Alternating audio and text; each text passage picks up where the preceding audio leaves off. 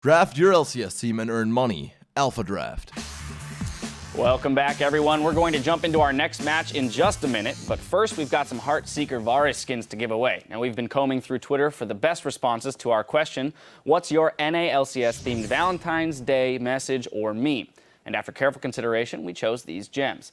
Now, the first two deal with Scar's handshake from our first game of the day. At Watchwork Stitch writes, roses are red, violets are blue. If you were a handshake, unlike Scara, I wouldn't forget you. And at Trobnell Lol is taking a more fatal attraction approach to the handshake. You're like Scara's handshake. I'll get you eventually. That's a little frightening.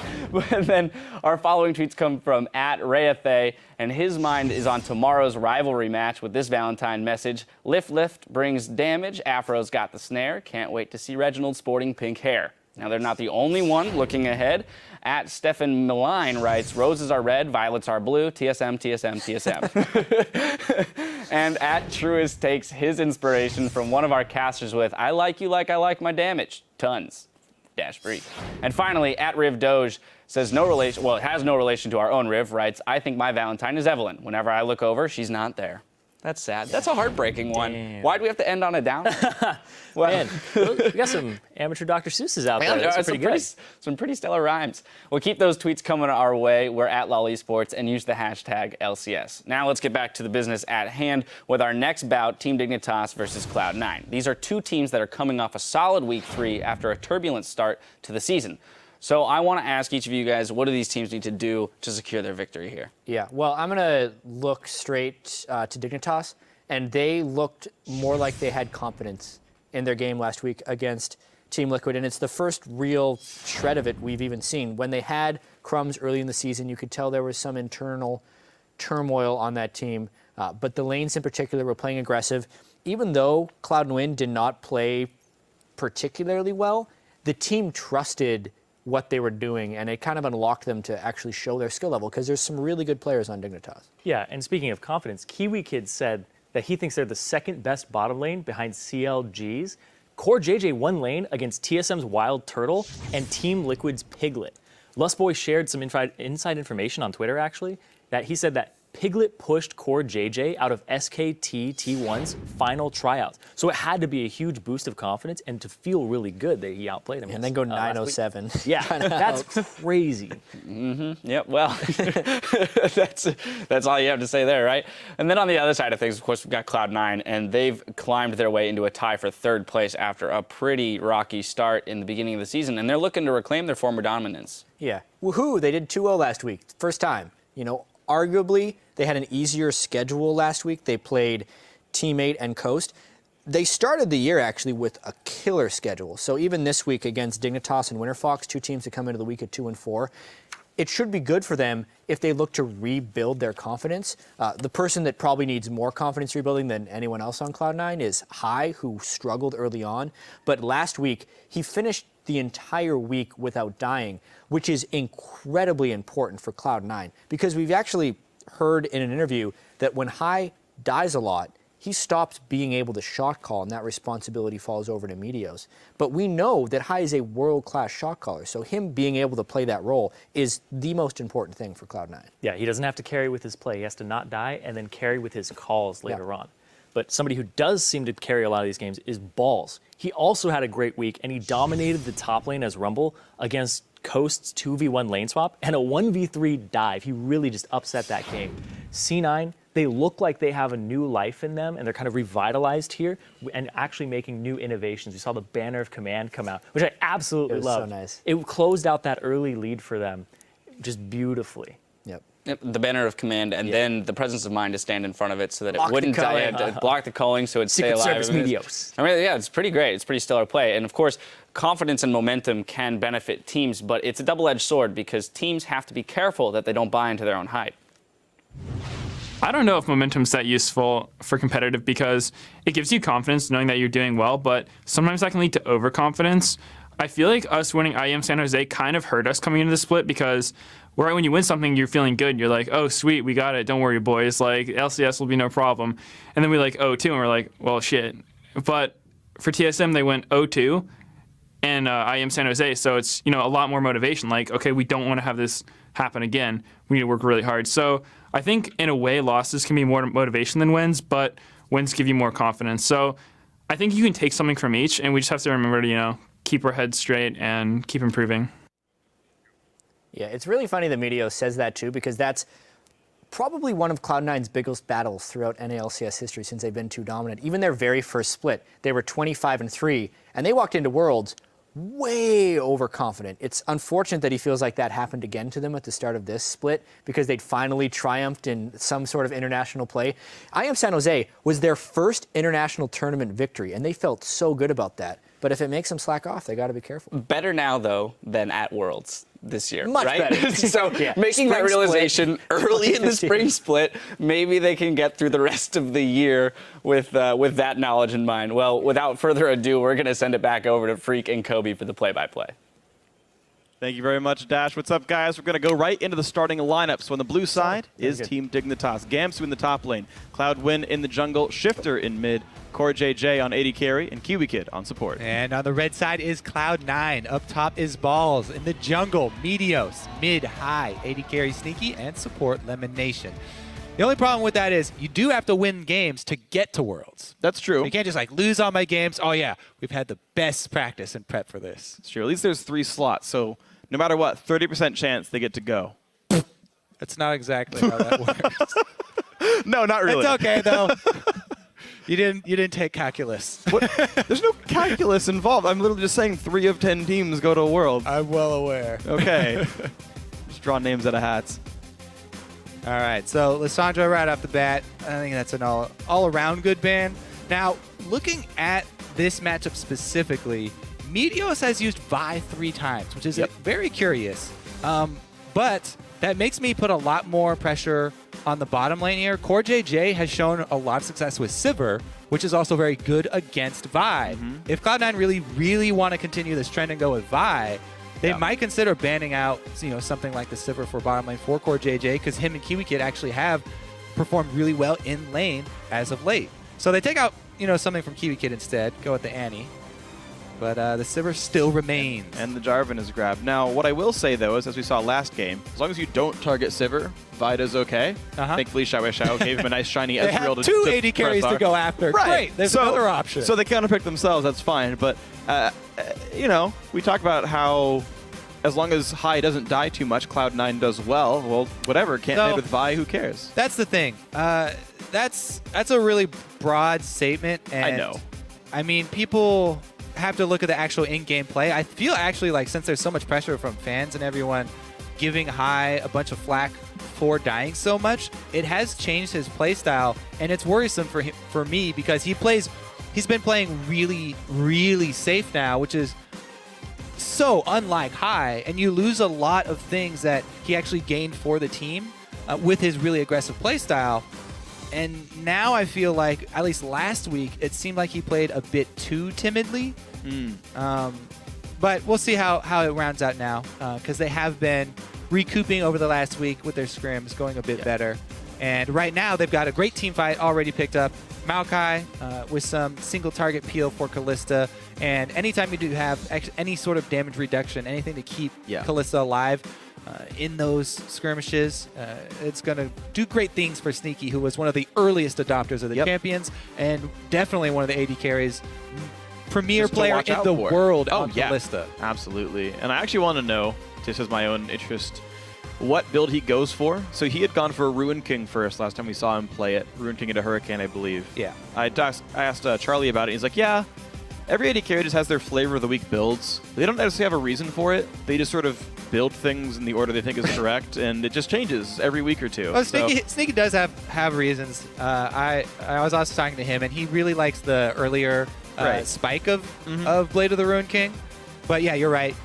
Obviously he's tried out all paths with Kalista, so he can easily go through Runins if they want that wave clear. I do remember a game he played back last year, though, where Lemon told him an item build in the drive over, and he's like, yeah, I'll just go for it. And he did it for the first time ever in a game. All right, though. As we spent a lot of time on Kalista, the full lineup here for Dignitas pretty much already moused over. And this is the combo they went with. So early pick on that Sivir, as I was looking for with Core JJ. Happy to see him on this champion. He's performed really well with it in combination with Thresh.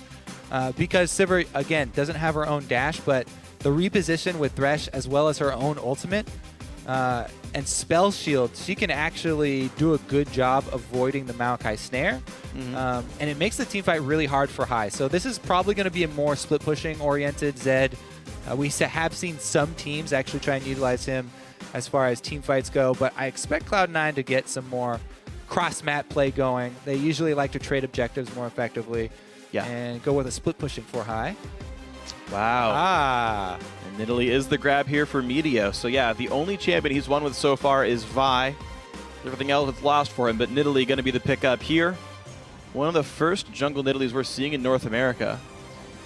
Now, jungle Nidalee is just ridiculously strong, especially on the patch they're playing it right now. So we'll see how early Meteos can take over the game, because when Cloud9 were in their prime, it was all about Meteos' early jungle moves, getting deep vision, completely tracking the enemy jungler. And even though he's going against Jarvan, who's basically top tier jungler right now, Nidalee can gain such a huge advantage with quote-unquote cheesy tactics of invading jungles early. And in the early stages of the game where there are very few wards and you have to rely on those trinket wards, the surprise factor of Nidalee popping out is really, really harmful to a team early. Let's see what sort of early lanes shape up here. And the deep wards early, I think, to see if there's a lane swap, are going to be really telling for this one. Because Gnar with the range ability does have a pretty good 2 versus 1. I mean, balls on Maokai can sustain fairly well and at least clear at his turret. Yeah, so we'll see how the lanes end up shaping up. But guys, the game is about to go live, so start spamming your votes on Twitter. Send hashtag DIGWin or C9Win to @LOL Esports. As always, we will show your votes throughout the game. Yeah. Right now, people say TSM. They're not in this game. Your sign is useless right now. A lot of fans usually vote with the team with the Gnar and Jarvan combo, but Cloud9 gave that away knowingly. They're definitely well known for giving up combinations like that because they know they can play around it. Gnar, very easy to keep track of the rage and try and work around it. Gnar combo does not work with mini Gnar. It's only when he's in the mega form, and since they have taken a split pushing threat like Zed, we'll see how Cloud9 and Hai are actually able to manipulate their map presence to work around Gnar and Jarvan combo. Because in exchange for this, they did get Nidalee extremely high pick as well, and Janna, which will help with that extra move speed. This invade is failing pretty bad from Dignitas. Does Balls actually want to go for this? The team is around. Another javelin hits. That's a lot of damage. That could be first blood there if he flashes for it. Yeah, Balls have gone sapling though.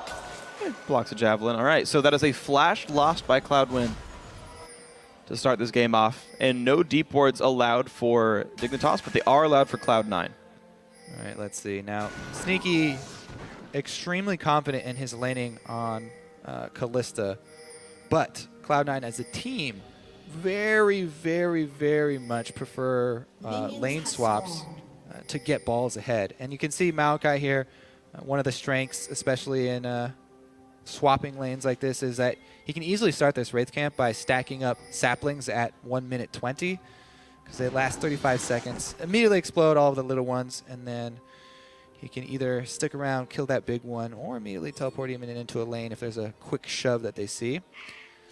2v2 answered top. Cloud9 are aware of it. They saw Sivir run up through the lane, so they're going to stick up there and call this one. As we said, Sneaky extremely confident in his early laning with Kalista. Against Sivir, he should be able to dodge the Boomerang Blade, but not the Ricochet. So for JJ, obviously, going to go with that one early. And they do not get that Targon stack. I think he was leaving that one for KiwiKid to execute. Unfortunate. They do get that one, though. Only one minion lost. Maokai level 2 off of that Wraith Camp. Going to get into lane versus the Gnar. And Maokai's combo, actually, since he gets to go back and buy a bunch of potions after the Wraith Camp, he matches up pretty well versus Gnar fairly early on. All he has to do is work around mini Gnar. Yep. Right now, though, Dignitas have to work around the hook that just lands from KiwiKid. Hard to dodge when you're hooked, though. Yeah. Good boomerang or tornado by Lemonation to prevent a would-be follow-up by KiwiKid. Didn't choose to go for it, but it was there just in case. Good early damage. The ricochet spam manages to get dodged by the C9 duo lane, so they don't take too much extra poke. Yeah. Sneaky's probably just going to try and farm up here. Level 3, Kalista does get a large boost in power, but Kiwi Kid is the one with the playmaking support right now. Sneaky fine with farming up as well. Meanwhile, here comes Meteos, as expected with the Nidalee. She can stay really healthy in the jungle because of the snare with her traps, as well as the spear. And it does not have to go for an early back. Now he's got his sights set on Shifter. If he lands... Ooh, good dodge. A little bit of poke. Yep. And he can stay in bully. Oh, wow. Oh, right, he's ranged, yeah. That's it. Yeah, I forgot. I was like, oh, he's under turret. Just kidding. She is both ranged and melee. Oh, look at this roam here from the top side. Hai and Meteos were starting to head up there. Hai going to stick around. Now, the other thing with Nidalee is you can also lay a bunch of traps in the brush that are leading up to your lanes. So with especially blue buff, Meteos can gank, then lay a bunch of traps in the brush that he thinks Cloud-Wind will travel to, and it gives Hai a bit more protection in the mid lane, which, as we said, very crucial for this team. You protect Hai, you protect your shot caller.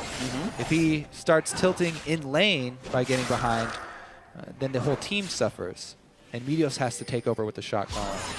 But he's doing fine with the Zed, big CS lead, some extra bullying there, and some confidence from Meteos. Securing Hai, very strong early game. And you can see Cloud9 starting to be concerned about what just might happen with this Jarvan. Tornado went through the center brush right there. Elimination didn't get any gold for it, and Cloud9 wasn't there, but they have not seen this Jarvan in quite a while. And as their lane starts to push out, they've got to be concerned about the gank paths. All right, he's got the Raptor buff. He knows his gank is unseen. And he places the ward, prepping for the aggression first. Because very dangerous. If you EQ into a lane to try and close on a laner as Jarvan and Nidalee is there for the counter gank, you're a sitting duck. That spear lands, you guys will get destroyed. Look how far back Hai is playing, though. He knows he's got no ward coverage. Walks a step forward, Cloud9 shows himself, gets nothing. Not only does he get nothing, but he reveals to a Nidalee his position. Thankfully, he placed this very common ward nowadays around the mid lane, so he sees that Meteos is coming right after him. Ping down bottom. Ooh, good play. Spell Shield does the same, though. CoreJJ not taking much damage.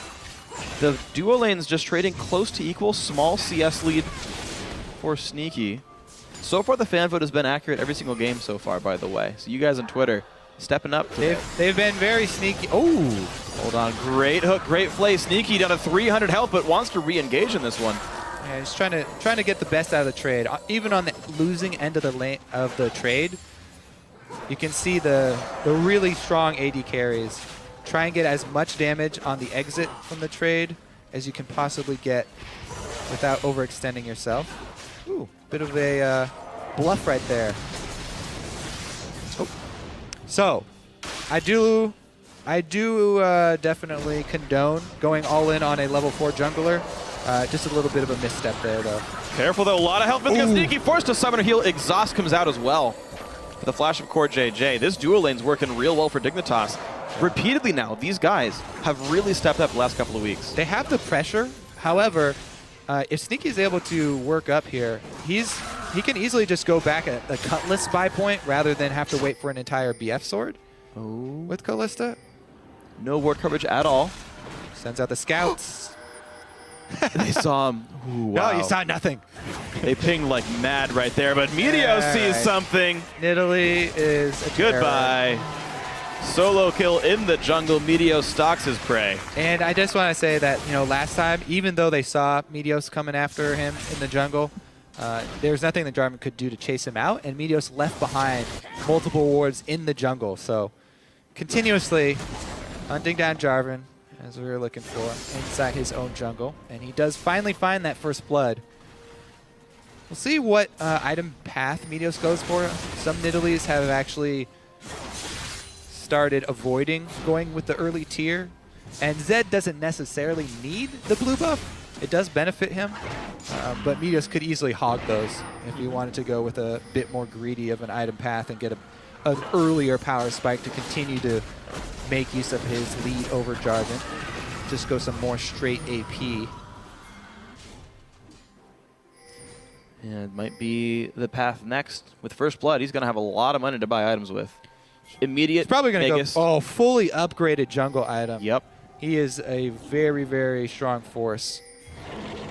And you can see the deep wards here coming from Dignitas. Going to try and keep tabs on him. We'll see him when he goes for that blue buff.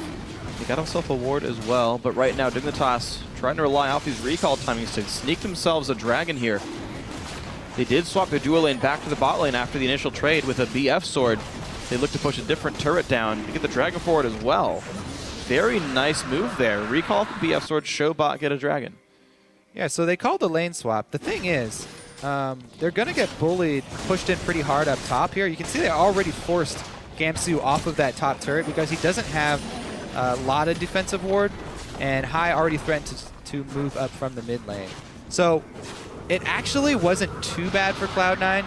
They don't have to fight the Sivir with a BF sword compared to just a Vamp Scepter here and some attack speed for Sneaky. And they actually get to trade an early dragon for a top turret, which is a great trade. So even though Dignitas are the ones who make that call and they swap over to get this dragon, Cloud9 actually not very disappointed with the move. You know what's actually crazy about this as well? Is Gamsu's first recall was Hex Drinker, and then fought an AD lane right afterwards. He bought all this magic resist, expecting to fight Maokai, but that was actually never in the cards for Dignitas here. I mean, I feel like they focused on that dragon a little bit too early. We'll see, though. It might pay off for them if they can stack it, you know, using the repeating cooldown. They have the exact timer. Cloud9 can only guess. Yeah.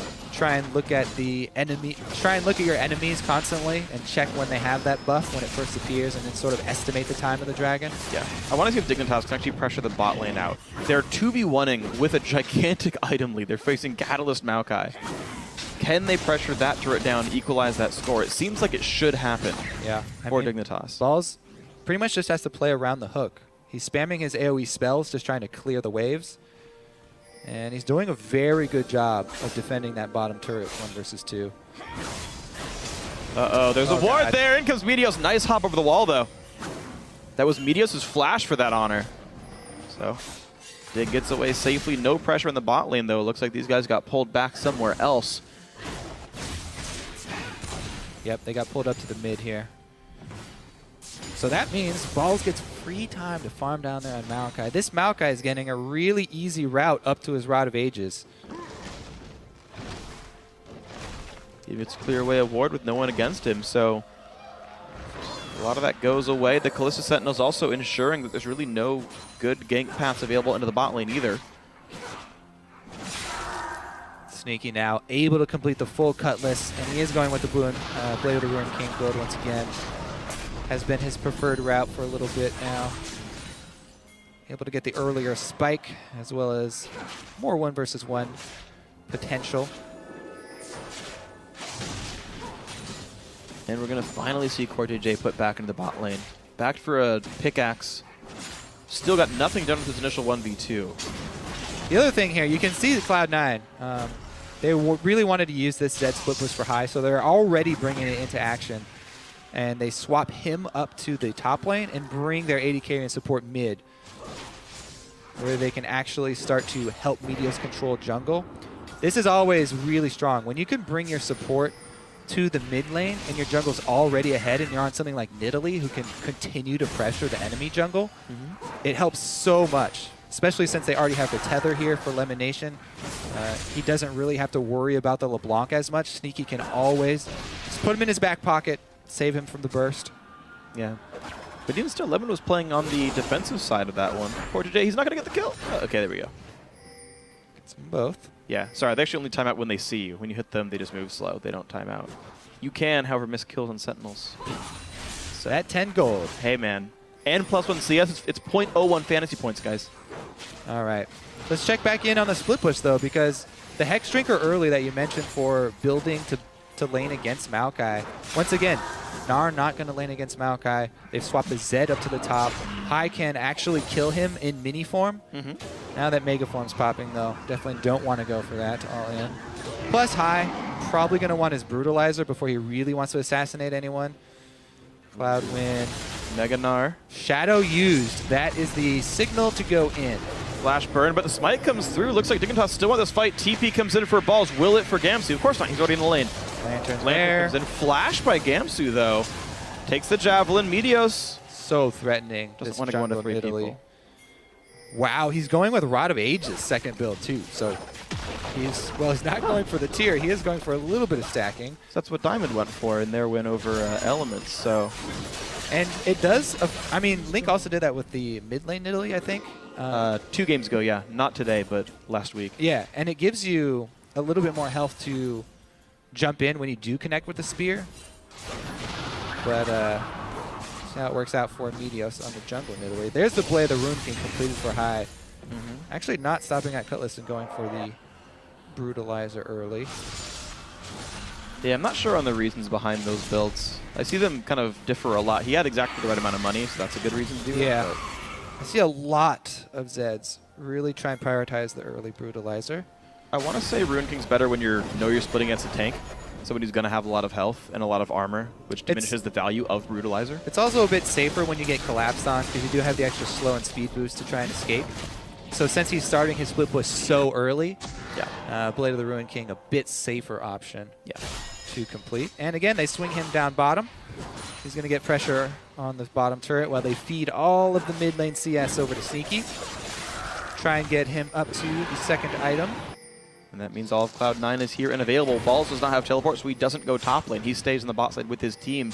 C9 not willing to give up Dragon number 2, it seems. But they're already pressuring out in the bottom outer turret. This is a very great, clean, quick pickup by Elimination, Balls, and High down there. They share the local gold on the 2 of them. Dignitas, maybe they'll push mid for this. Yeah, it's a really good decision to push mid. That's where they had their giant amount of wave clear here. Pushing it in very quickly. And Cloud9 just trading objectives, as we see from them a lot. Wow, they back off from just Sneaky and a flanking Meteos. Oh, there's the engage, though. Can they pick up balls? The root's going to land on him. Kiwi in the front line puts the box down. No real engage from High, but Kiwi forced to flash away. Exhaust on High for nothing. He didn't even ult on this one. Cloud9 need to kite and throw more spears. They need another spear to connect before they can do anything. They save mid lane to scare Dig. They forced 2 ults. They forced an exhaust at cost of a heal of Sneaky, basically. And Lemon, I guess, ulted too. So actually a reasonably close trade. Nice spell shield by Core JJ. Mid lane, though, pressured by C9 now. It's that turret taking damage. Bot lane outer, by the way, already died here. So C9 out-rotating right now. Not choosing to stay for mid lane just yet. Too much risk for them. And once again, it's the conceptual gain from Cloud9.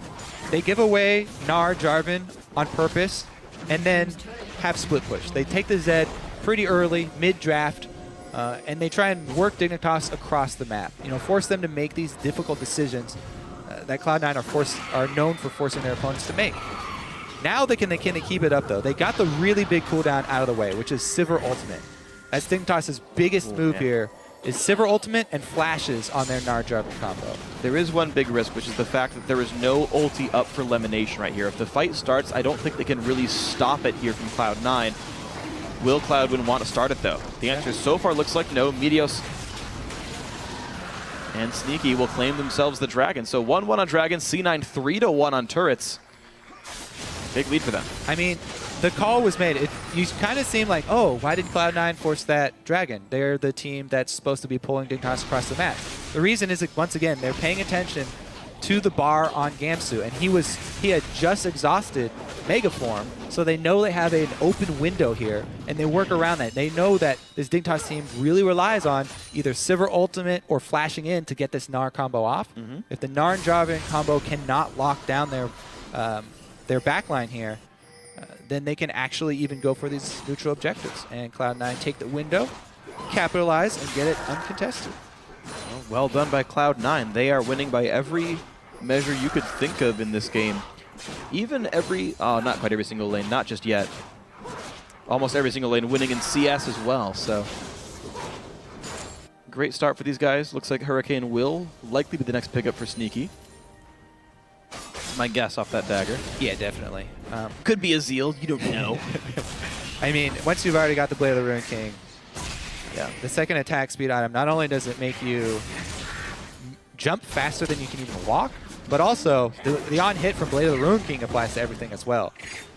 And if they don't get the stun locked down with the Gnar and Jarvan, then she will rip apart the entire team.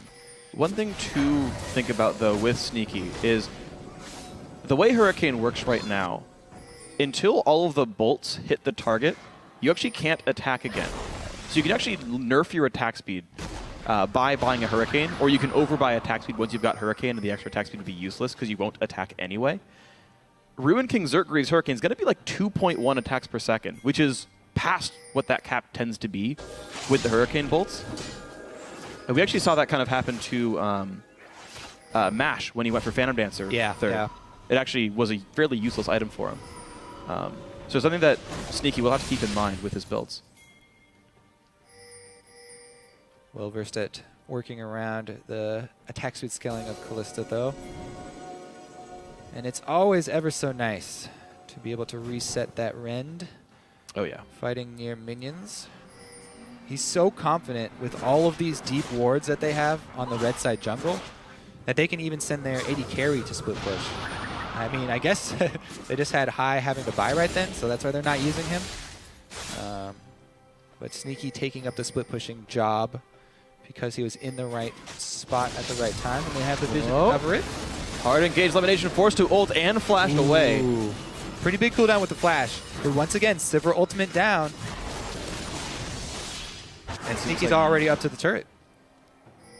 And look at that. C9 playing a really good job of split pushing while controlling objectives, controlling when they get engaged upon. They're trading ult for ult, which is very smart. They're not putting themselves in situations where they can be killed until Lemon's ult is back. And they just trade that with Sivir ulti. And Dignitas are unable to force engages in the disparity between those cooldowns. Sivir ult up in 81 seconds. And it's over 100 for elimination. There's a 20-second window where there is no disengage. Of course, it's a very small window, to be fair. Yeah. And ideally, Dignitas would like to have Gamsu charge up his Gnar Rage in a side lane and be able to have a ward in position to teleport in. It's so hard to actually coordinate all these things for the perfect engage for Dignitas, considering that you only have that 20-second window to work with. Thing is, you can even go for it still with Janna having her ultimate. If he doesn't have his flash, if you land the combo on Janna, you can easily lock her down. It's true.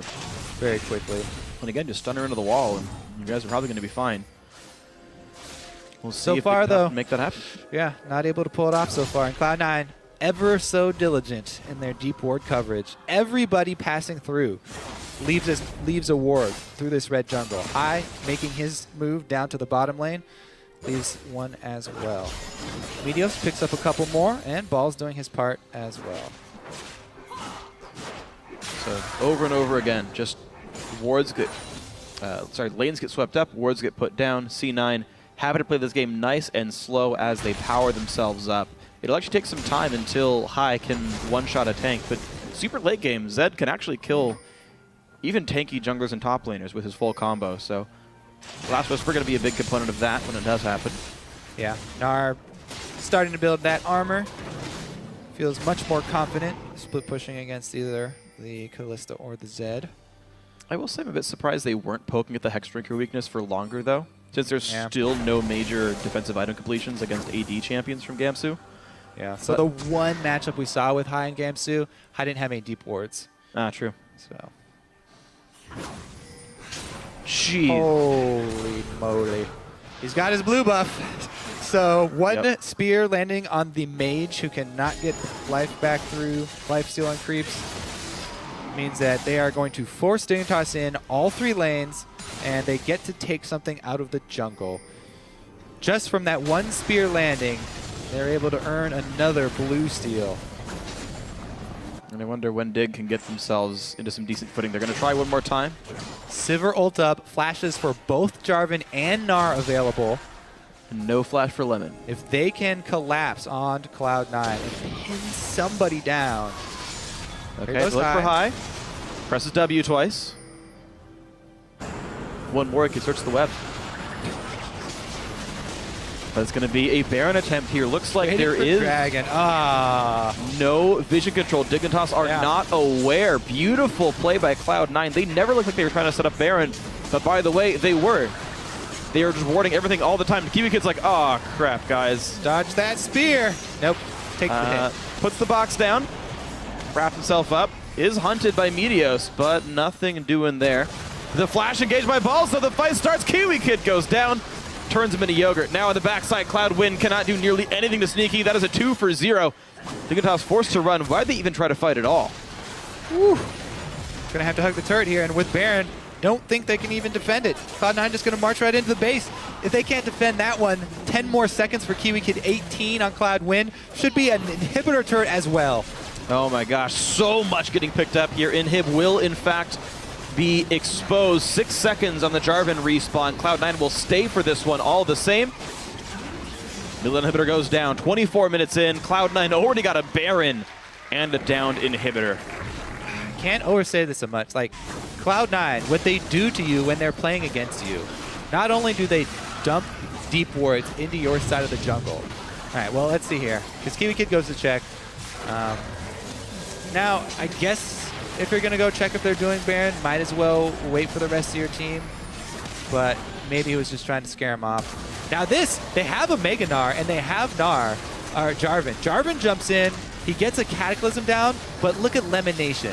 Even if Dignitas wanted to pull off the combo there, he ults Gnar away before Gamsu can even get in range. He would have to flash and hop to get there in time, and it was just too late. So Lemon Nation with the preemptive Janna ultimate is definitely able keep to Gamsu just away. Yeah, I mean that was key right there because there was going to be a counter engage. Dignitas, Jarvan made the call to go in. He set down the walls for Cataclysm. Yes, and Gamsu was headed in that direction. They were so far apart too. Like Gamsu was barely walking forward at the time.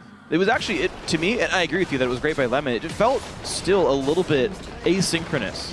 That Gamsu wasn't even in range to hop, right? He would have had to flash. They definitely would have been hard pressed to win the fight even if they got it off. Yeah. But Lemon Nation leaves them no opening. These are why Cloud9 games are so clean. Cloud tries one more time. Gamsu is available to Mega Gnar, but did he end his own Cataclysm early?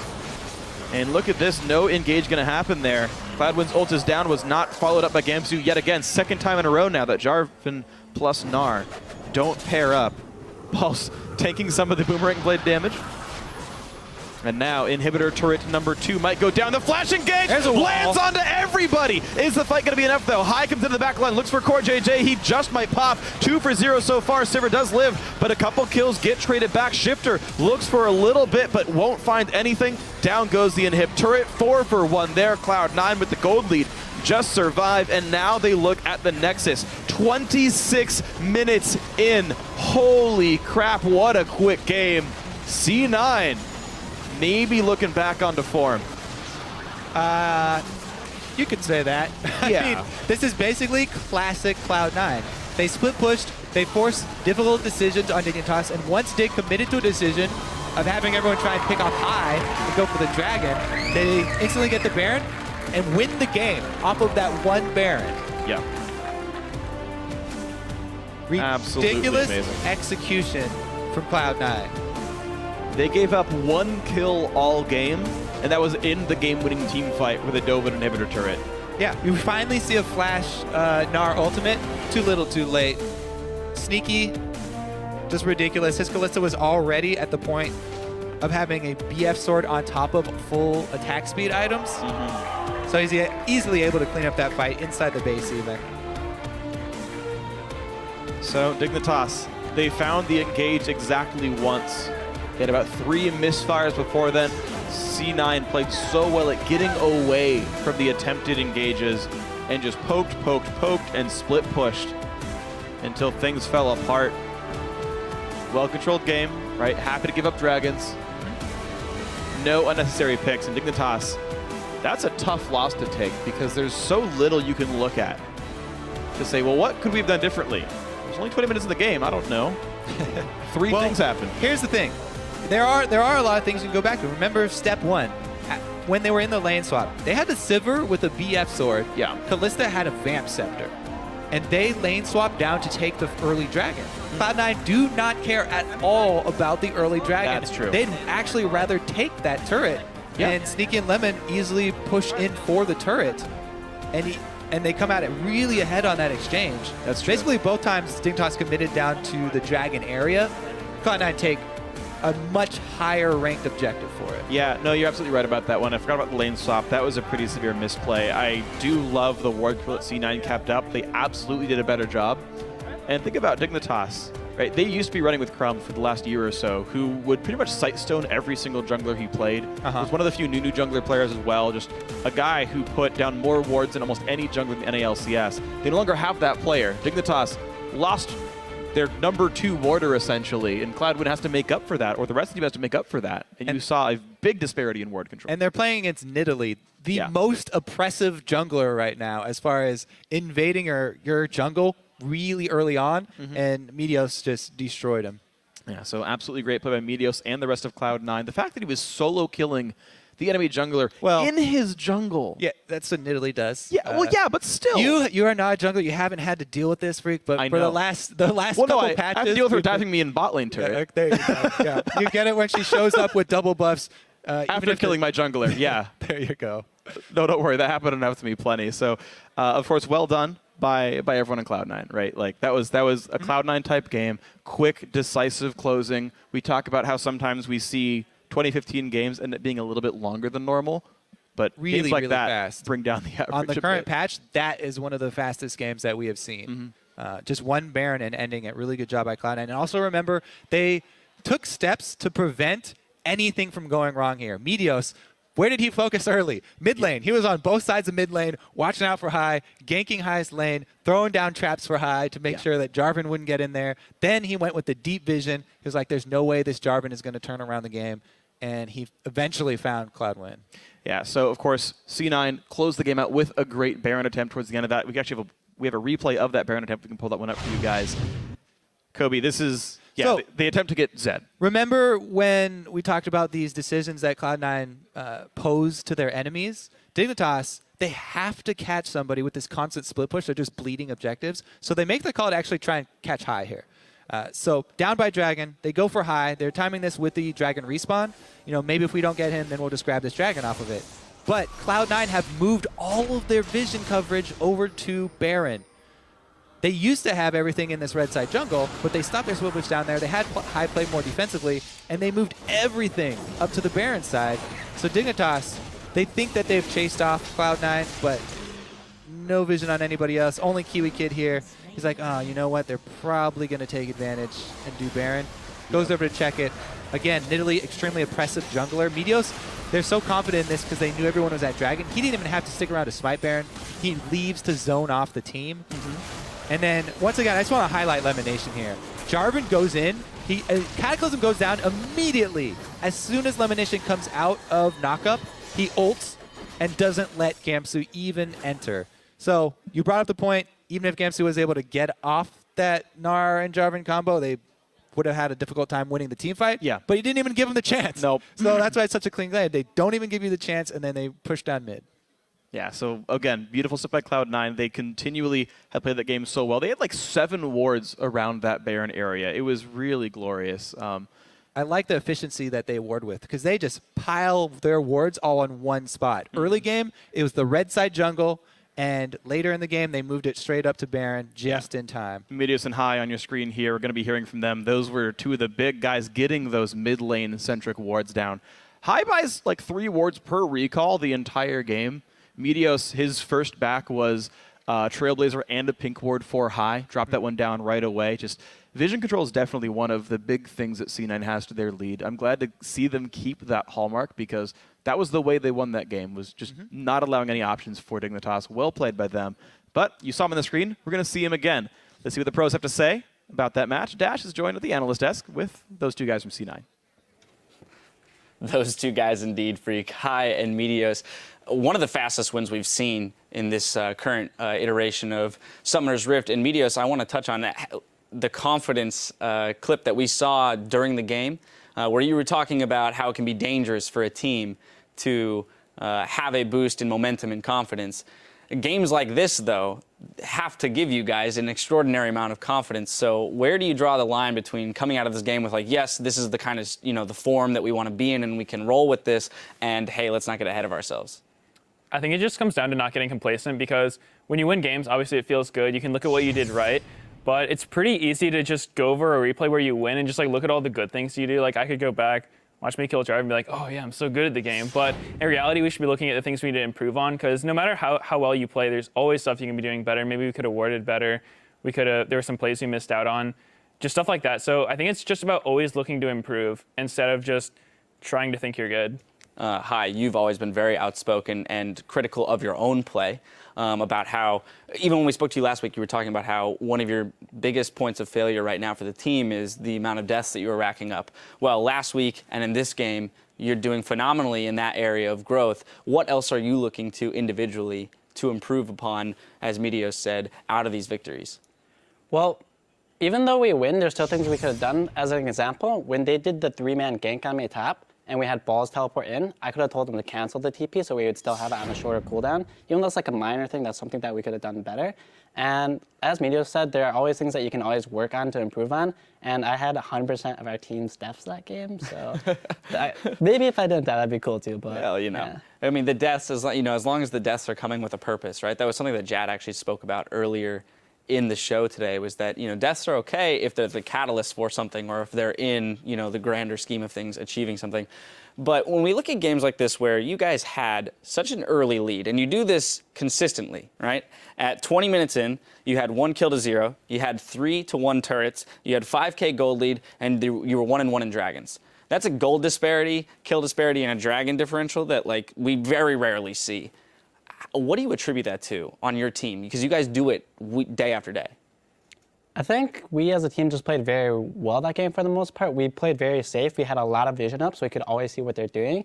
And when you can see what the enemy team is doing, it's very obvious what they're going to do next. So as long as we don't let them do what they're trying to do, they have no options of any plays they can make. We did our lane phase as well, and then we did a good rotation between our lane swaps, and they got punished for that. We didn't give them a chance to get anything, and when they couldn't get anything, they would start falling behind. And you just have to be patient, and you'll win the game as long as you keep up what you're doing. I want to kind of roll that into the jungle, because you picked up Nidalee this game, and we know Nidalee as a pretty oppressive jungler, and she seems to fit very well into your play style, Meteos. What is it about that champion that you feel puts her at the top tier right now? Well, I think she's top tier mostly just because her jungle clear is actually insane. She resets all of her Cougar form cooldowns when she hunts something, so you can just kill the camps way faster than every other jungler, and then you have so much mobility with your W. I didn't even buy level 1 boots until after my second item that game, just because they aren't really needed. On top of that, she has a ton of damage, and she just really does everything a jungler needs to do. If she had CC, she would just be too good, but aside from that, she's really solid. She's kind of like a carry champion, which I enjoy playing. It's fun to be strong and get gold and items, so I enjoy playing her. So we've been struggling as a caster group to kind of break through the moment in the game where teams start to struggle with having taken the 3 outer turrets and can't seem to break the second tier turrets because they're significantly harder to dive and things like that. And with Dragon not giving gold, you can't necessarily build the item advantage that you would need to dive immediately when you're ahead. And a lot of times we find a lull in a game. So, where do you guys look as a team to press advantages when you kind of do fall into that mid game?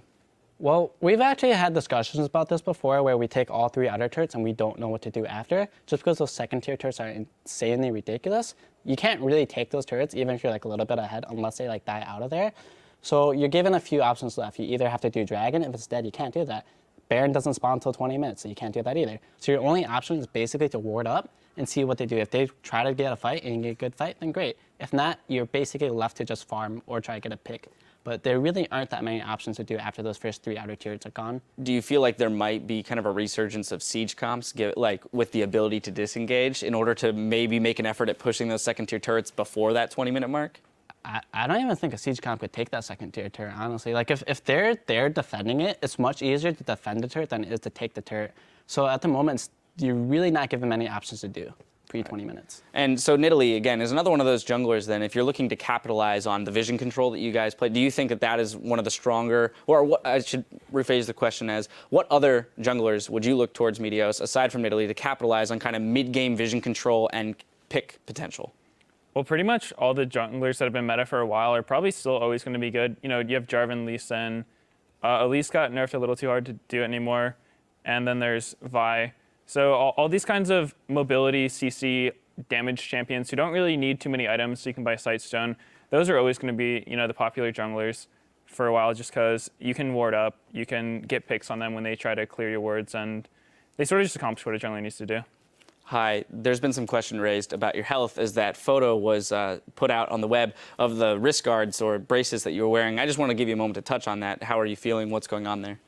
Oh, I don't really know, but since I've moved up to North Cal, I think my desk height or something is really weird. So when I'm playing at home, my wrists have been hurting a lot. And I think I either heard it from my posture or I heard it from working out. So I've been trying to do things to help alleviate that pain, which is one of those things is the brace guards or wrist braces or whatever. And apparently there are like exercises that you can do to help that. I haven't done that yet, but I'm looking it up. Well, we should get on those. Yeah, and I'm going to a physician next week, Tuesday, to check it out. Okay, but on the road to recovery and nothing to be too concerned about at the moment. I hope so, yeah. All right, I'm glad to hear that. Now, one final thought, just on tomorrow, I wanted to get you guys' thoughts on this kind of marquee matchup that there's been a lot of hype around going into tomorrow between CLG and TSM. Do you guys have a prediction you want to throw out? I'll go CLG. CLG? I like them a lot right now. All right, CLG looking strong. That's a really hard one. We practice versus both of them a lot, and they're both so good right now. I think CLG might be a little stronger just because, I don't know, they seem really unstoppable, especially when you play against them. They're just like, they do really weird things, but they're always on the same page about it. So they just have extremely good teamwork. They're all strong mechanically, and they get along super well. So I probably have to give it to CLG. High praise for both teams, but tipping the scale in CLG's favor. Well, again, gentlemen, congratulations on this win. Looks like you guys are on the road back to some dominance, which I'm sure lots of people at home are happy to see. We do have to take a quick break, but don't go anywhere because up next it's Team 8 versus Team Liquid. We'll be right back.